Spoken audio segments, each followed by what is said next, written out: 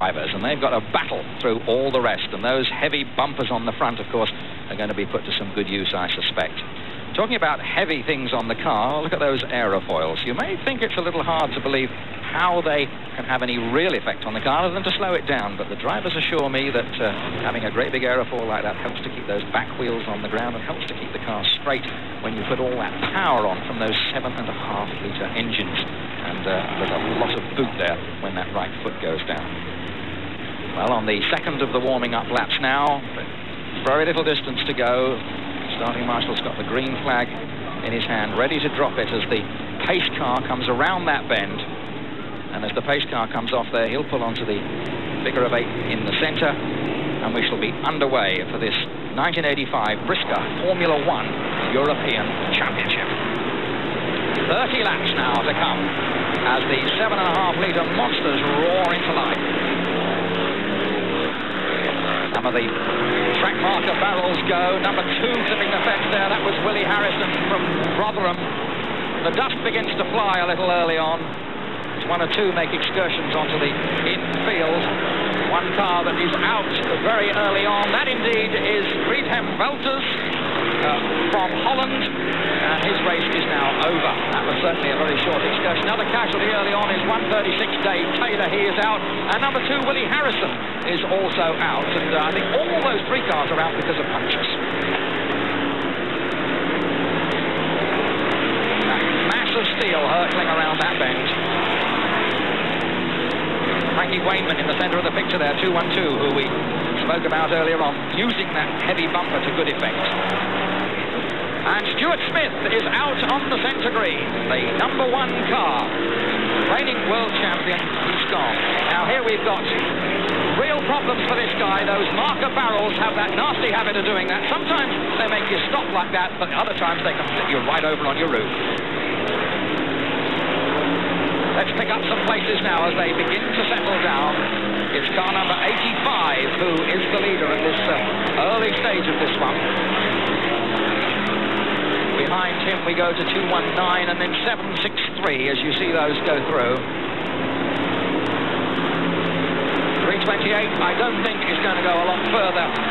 Once those bumpers get jammed up, it's very, very difficult indeed to release them. That's 395 Mike Shirley. And 328 Keith Riley. A little bit of a slip and a slither there, puts that one out. The Starmen further back, still going hard. Frankie Wainman in there in number 212. 85 is still going well out the front.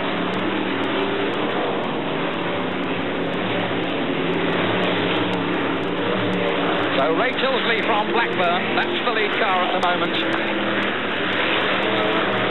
Came up to the Formula 1s from the smaller Formula, the Formula 2 stock cars.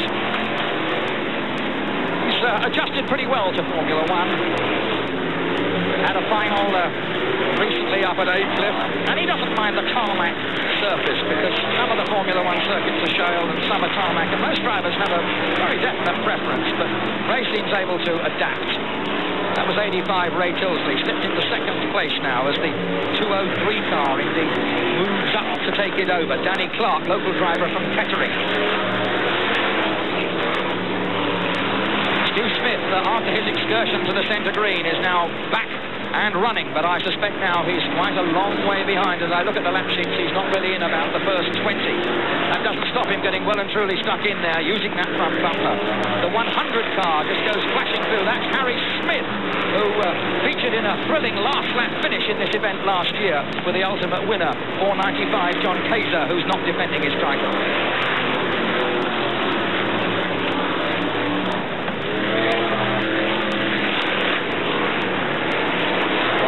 Way down the field. Still plenty of action there, but up front it's still 203 from 85 and 213.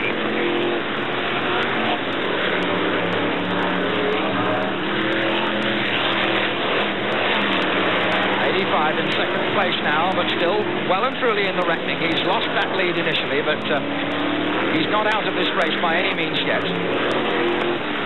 203, Danny Clark from Kettering. 85, Ray Tilsley. In third place, it's 199. Mike Close has now moved up very quickly indeed. Number 15, you see there, is Green Grutchens, the European long jack champion, but he's well and truly out of it. And the man who really now has got to be a very strong contender, having got up into the third place with only 14 of the 30 laps gone, is 199. This is the man he's chasing, 203, Danny Clark. But 199, Mike Close. He won this race 2 consecutive years, in 82 and 83, lost it to Alan Kaiser last year, and I know he would dearly like to win it a third time. He wanted to do it 3 times on the trot, but now this must be a very good chance for him, because he's right behind the second car, the 85 car of Ray Tilsley. I don't know how much longer indeed he's going to be there, because there's 203. Only a few yards behind them. There, in fact, are 85 and 199. There's the 1, 2, 3, right in your picture now. Couldn't ask for much closer competition than this. The front bumper is for pushing, and that's what Mike Close is going to do with it. I think Ray Tilsley is going to be on the sticky end of that in a minute.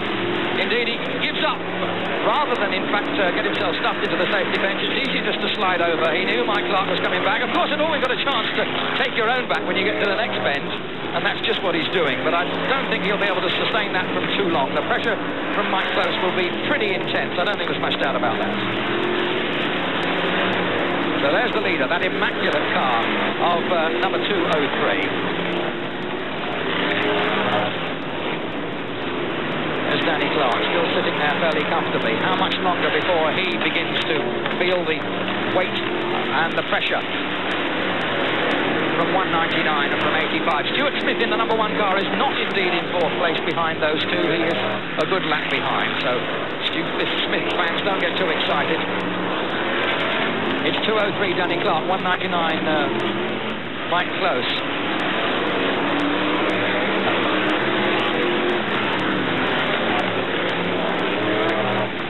This is this scrap for this second place. Still not resolved.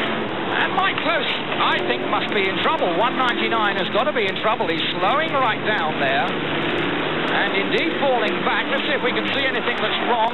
Maybe one of the rear wheels looks as if possibly he's got a buckle on it, but he's definitely losing ground very, very fast indeed. Dave Meller in 304, in fact, has pushed his way up through in there now. 85 is still in there.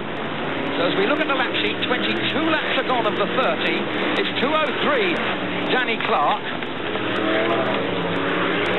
In second place, it's 85 is still there in second place. 304, Dave Meller is now coming. 199 seems to have got a second breath of wind and is back in there again.